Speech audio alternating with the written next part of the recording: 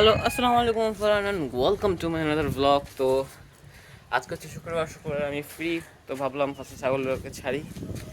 তো চলেন, ছাড়া হয়ে গেছে ছাগল, দেখাই আপনাদেরকে। এই ছাগলটা কিছুদিন আগে পায়ে ব্যথা পেয়েছিল, এই পাটার মধ্যে ব্যথা পেয়েছিল। এই পাটা এখন হালকা একটু রিকভার হয়ে গেছে গা। ছাগলগুলো অনেক ময়লা হয়ে গেছে, গোসল করে দিতে হবে।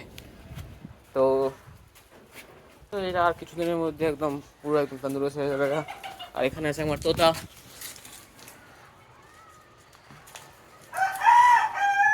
সামনে এখানে ডাব পাতা আছে, তার নইটি তাদেরকে দিলাম মাত্র খাবার জন্য। এদের কোনো খোঁজ খবর আমি এখনো নেই নাই, 3 দিন ধরে তো আমি উপরে আসি না পাখির। সবগুলোরই খাবার শেষ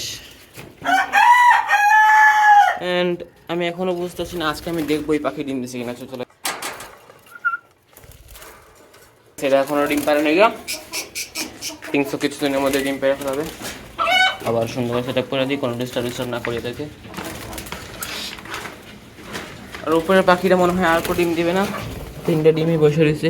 ও শিট শিট, রেকর্ডিং হয়ে গেছে না? শিট, ও মাই গড ভাই, আমি এখন পুরো শক। আমি একবারই বিলিভ করিনি যে আমার এই পাখিটা ডিম দিবে, বিকজ এটা তো ওমই দিত না।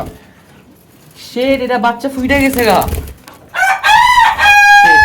শিট, ও মাই গড, এটা প্রথমবার বাচ্চা দিল। গতবার এটা ডিম নষ্ট করে ফেলেছিল আমার। এই সেটা আমি একটু জুম করে দেখাই দিতে পারলাম। এই দেখেন বাচ্চাটা, ফোকাস হচ্ছে না, ওয়েট অফ হয়েছে। ভাই ভাই ভাই ভাই, বাচ্চা দিয়ে দিচ্ছে, আমার অনেক হ্যাপি লাগতেছে এখন আমার। ও শিট, আমি অনেক হ্যাপি, অনেক।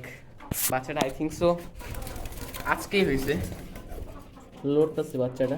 আমি চালু করে খাবারটা পরিবর্তন করে দিই, আমি খাবার দিয়ে নিই অনেক দিন ধরে, তো হয়তো বাচ্চাটা না খাইছে। আমি চালু করে খাবারটা দিয়ে দিই ফার্স্ট। এর উই গো, বাকি সব খাবার দাবার শেষ।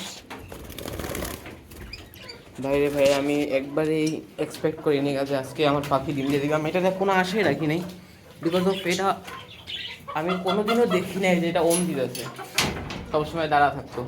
অনেক হ্যাপি লাগতেছে এটাতে ভাবতেছি আমি টেম করবো এই বাচ্চাগুলোকে, যে অন্তত হবে যেটা সব থেকে ভালো লাগবে ওইটি টেম করবো।